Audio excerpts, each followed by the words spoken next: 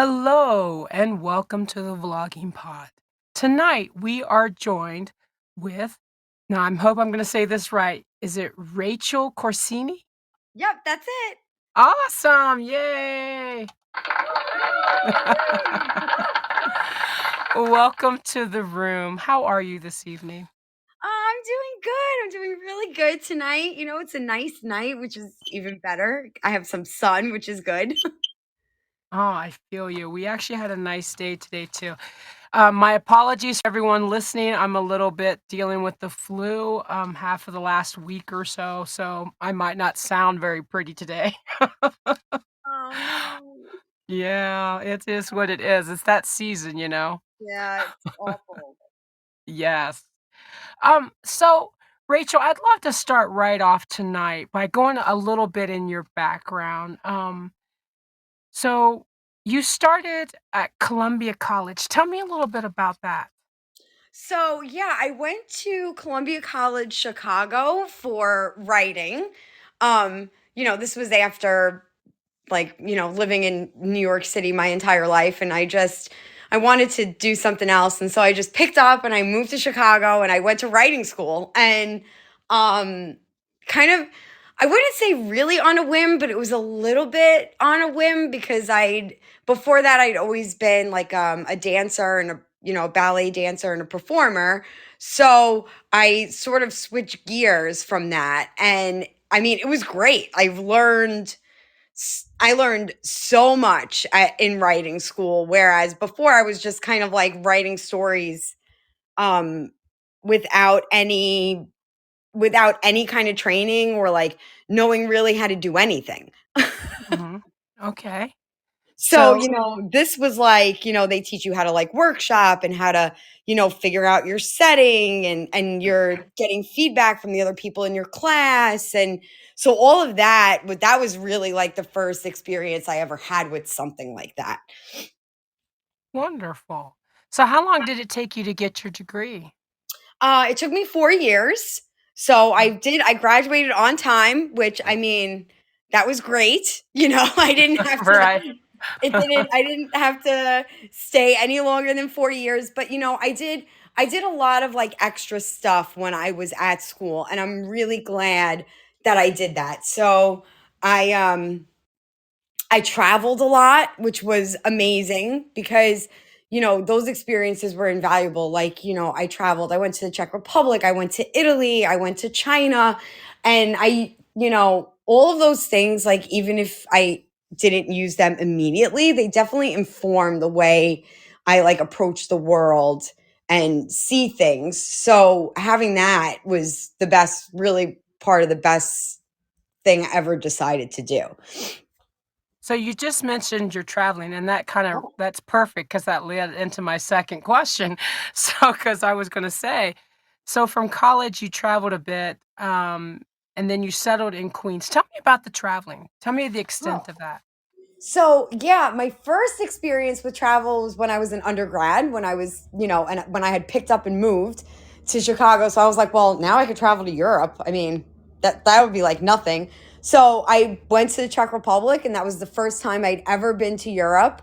Um, and that was it. I was completely and utterly hooked by the travel bug and experiencing new cultures and eating new different kinds of food and you know seeing all of these beautiful places. I mean, the Czech Republic has buildings there that are from, the 1700s that are totally untouched. And I lived in like this, old hostel type situation with these like mini bedrooms and apartments, and all these like different people lived in it. And it was just very, very interesting.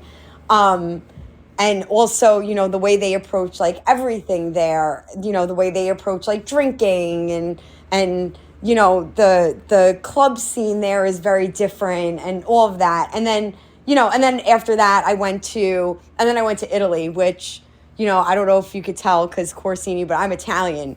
So Yeah, and just a I little bit. just a little. And then Just a little. I lived in Florence when I was in Italy for the summer, and I did not want to come home. I mean, Florence was is the city of my heart. The art, like the piazzas lit up beautifully at night, and like ballet being performed in the street, and the opera singers where I lived. There was definitely an opera singer who lived next door, and she used to rehearse and practice, and you could hear her singing arias in the street. I mean, just so romantic and so like so wonderful. I was just like, oh my gosh, what if I don't get on the plane?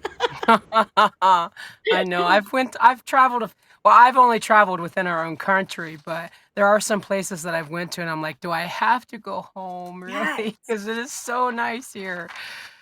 Excuse me. But I wouldn't be able to afford it forever, so that's why I Well, have to come home. that's yeah. That's the other thing. Eventually I was like, well, I'm spending a gajillion euros while I'm here. I think I need to go back home. Yeah. But that's awesome. Yeah. So you went from journalism Yeah. to editorial assistance Yeah. for a medical publisher. How did that come about? Okay. So I graduated from college in 2009, which Mhm, was probably like the worst time you could graduate from college ever. Well, maybe now, I don't know, could also be pretty bad. I'm a millennial, and we keep getting told, about these unprecedented events. And mhm. I'm like, well, oh, really? Because, I've, lived through, unfortunately, 9/11 and the first big financial collapse in the United States, the COVID pandemic, more financial collapse, So I'm kind of like, all right, whatever. So the first financial collapse happened when I graduated from college. So I kind of, after I got home, when I moved back to New York from Chicago, I really didn't know what to do with myself. I had a lot of hard time, finding a job, like any job, any kind of job. So I did a bunch of different things. Like I was a manager at a restaurant, like a local restaurant in Queens. And I also taught ballet classes. And then I also managed to get a job at the local newspaper. And that's where I started getting like my first bylines. And now journalism is very different than creative writing. I had to talk to people and get their stories and write about current events and be on call and things like that. But it really taught me how to you know really listen to what people were saying to you, how to like take notes, how to write things quickly, get a quick turnaround, send them off to an editor. So that was really valuable experience. But then from there, I really wanted to work in publishing, but fiction. That's really what I wanted, but the jobs just weren't there. They didn't exist. So I ended up at a medical publisher, Springer Science and Business Media, as an editorial assistant, which I hated. Mhm. I Yeah, hated I've had it. many a job like that, yeah. I hated it. Hated Right. it. Was stuck behind a desk, the 9 to 5, answering emails. I mean, but emails for brilliant people. Like this publishing was like neurosurgeons writing articles about like the latest groundbreaking research. So these people were actually brilliant, but when it came to certain things, they were not brilliant. So like online submission systems for their articles or how to submit their books and things like that. This was where the frustration came in, and I was like, okay, I do Ah, not want to do this. Like it was totally draining my soul. yes, I feel you, I Yeah. feel you. It's harder to walk people through things, especially in emails or text messages. It's very Yes. hard than just sit someone down and say, "Okay, watch me do this." You know what I mean? So, Yes. yeah, I Yes. feel you. And these were people all over the world and all over the country. So it's not like I could be like, hey, just come here and I'll show you how to do this. No, I had to like to figure out how to communicate with them. But it was just not for me. But I'm glad I tried it. Right, right. So, you went from that an English teacher from where you're at right now, yes? Yes, I'm an English teacher. I teach for the New York City Department of Education. Um, in It's what's called an undercredited overage program. So it's called a transfer high school. So all of my students are 16 to 21 years old. Okay. And I love what I do. It's a like last chance high school diploma. So our job is to help them graduate from high school when they have failed at traditional schools. And a lot of my kids come from really difficult backgrounds. A lot of them have a low socioeconomic status. Um, and so there's a lot of struggles there, but I try to make learning really fun for them. And like, this is where I found joy, like in what I do every day. And my principal allows us for a lot of creativity.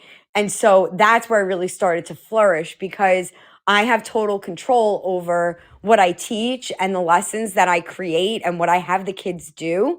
And so we have a lot of fun. Like, I teach a lot of fairy tales and short stories and stuff that might be considered a little edgy, but the kids love it. And so, I have kids that they come in and they're like, just so you know, miss, I hate to read. And I'm like, well, maybe not after my class.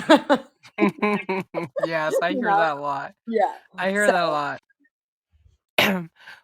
Just a full disclosure here, my husband is a teacher as well. Well, one of oh, his jobs. One of his jobs is a teacher. yeah. He also works on the weekends. He does maintenance and stuff on the Okay. weekends, but um every spring, and then he special teaches adult education. Yes. He does specialties like for heating, cooling, and stuff like that, but Okay. also a lot of the adults who are still working on their GEDs come in and they can get credits through his classes. That's awesome. So that's kind of Yeah. like, yeah, that's kind of like, a little bit of what we do, except it's a little more traditional than that because they are still getting their diploma. They're not off on their own doing like the GED program. Yeah. Well, Right. he gets some federally funded ones as well, so where Yeah. they're actually helping them get back on their feet for their education and stuff. But Yeah. yeah, he got asked to do that That's when, amazing. yeah, well, you know how in this economy and Oh, things have changed my husband's jobs. So he took a bunch of classes through the vocational program to upgrade his what he wanted to do with his career. And in doing that, the school reached out to him and he had to go through some teaching things and then he was able to teach. So it's kind of that's interesting amazing. that they yeah, I thought so too. So I'm always like I like to brag. Yeah, my husband's a teacher. That's right. That's right. Is he in the middle of the spring stress at this moment because it's real? Yes. He is spring break is next week, so he is so ready for it. So yeah. Yep, And same here. he has the flu too, so he's like Oh yeah, no. he's really stretching right now, so Oh no. yeah. You guys both got taken out. Oh no. Yeah, pretty much. It's been a rough month, but I won't go into the details on that. So let's talk sushi and sea lions. Yes. That's a Okay. very interesting title. Talk to Thank me you. about you're welcome. Because I was like, when I saw the book cover and I saw the title, I was like, well, that is so freaking interesting. So tell me how that came about. Oh, so just the title in general or like Well, the book? the title and the book itself.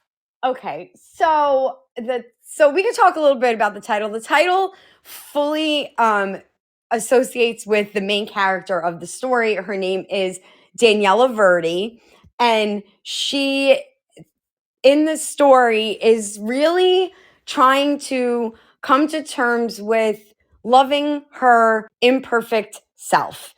It's kind of I guess you could say, the classic story of, like, a 30 something year old who basically has kind of lost everything that she's ever really loved or known and or thought that she wanted. And so everything in her life has changed and she's forced to deal with everything about herself that she's never had to before. Oh, and really find that joy and that self-love again, when she never really had to do that before. And so one of her favorite things to eat is sushi, and another thing that she really loves is going to the Bronx Zoo and standing by the sea lion pool and barking at the sea lions in Astor Court. And yes, and she is. You're laughing. It's very cute, but she is that kind of spirit, right? She kind of has that energetic, like very upbeat, kind of a little bit child at heart kind of spirit. And the people that she had previously surrounded herself by never really allowed her to indulge in that. And so that's where the title comes from. But on the adverse side of that is Vincent in the story is the love interest. Vincent Labate is the love interest. He hates sushi because he doesn't eat any fish. And also, he is not very like bubbly and energetic. If anything, you could say he's a little bit grumpy. But through her, he learns to be a little bit more joyous in life and to find joy in those little things. And so they complement each other. And so Mhm. that's really what the title is about, is like that complementary, like I love myself, but we also complement each other. So that's where it came from. Right. So I've got your website up here as Yeah. well while I'm giving you questions. So I'm going to just put out a little bit of the last bit of this comment and tell me where this comes from. Collapse, cry, and overcome. Oh. so that's a part in the book where Daniela, um, she is writing her entrance essay for graduate school because at the start of the book, she has lost her entire career. She was a prima ballerina for a major company in New York City, and she has a career ending injury that takes her out. And so Mm, she can't dance anymore. And that's all she's ever done her entire life, has done ballet. And also, weaved in there is the collapse of this situationship. She was with this man that she thought was her boyfriend that was never her boyfriend. Um, and that also has totally fallen apart. And she thinks that she was madly in love with him and he was the love of her life. And so this collapse, cry, overcome, she's trying to figure out how to really overcome these major events that have happened to her. And she's writing her graduate entrance essay because she's decided that she's going to go back to school to become an English teacher. Now, that could be wrong, but I'm seeing a lot of similarities to to maybe just a little bit of your personality. Yes. Am I thinking too No, much? you're not. Okay. You are not Okay. overlooking. So back to the whole, how we opened this thing with like, I went to Columbia College Chicago for writing school. Mhm. One of the Mhm. things that like we constantly got drilled into our heads was write what you know, write things Mm. that you know about. And I was like, what are they? Meanwhile, I'm like 19 years old. I'm like, what are they talking about? Whatever. Yeah. I'm gonna write some like, fantasy or like whatever, blah, blah, right? Create my own world and all this kind of stuff. Meanwhile, I had never finished a book before I finished Sushi and Sea Lions. And so the similarities should not be lost. So this was also kind of like, came out of my own therapy in a way. I had to walk away from a situation where I ended up totally, devastated and heartbroken. And I was really, really sad and would spent most of Christmas Day crying on my couch with a bottle of wine. And so I'm laughing about it now. So my aunt who was visiting at the time, she came upstairs and she was like, look, she's like, listen, we've all been here. She's like, but what happened to you? She's like, you used to be so creative. You used to write. You used to dance. You used to do all of these things. She's like, why don't you write? Why don't you start writing again? And I started writing. And so Daniela came out of that. And and all of the things probably that I should have worked on at a much younger age that I didn't work on. And I did it through my character of Daniela, but there are many similarities between me and her. Right. Well, it's never too old to work on things. I'm 50 Oh, years old, so I feel you. So you're never too old to explore new avenues of growth. I firmly believe that. you know what? After, going through this and writing this book and having it, be published, like I definitely agree, right? And it really helped. It helped me so much, and I was like, this is something, and I'd never felt like that about anything I'd ever written before. Right. Well, we have less than 42 seconds on the clock, but Okay, I still have a couple questions, so it's okay if we go over just a little bit. I cool. did stop the clock because it buzzes something awful when it does go off. Um, so I have a couple more questions, if you don't mind. Sure. Excuse me. So how would you say your career as a writer has formed even more now that you're on the teaching side, especially since you do teach English? So how would you say that that's changed that?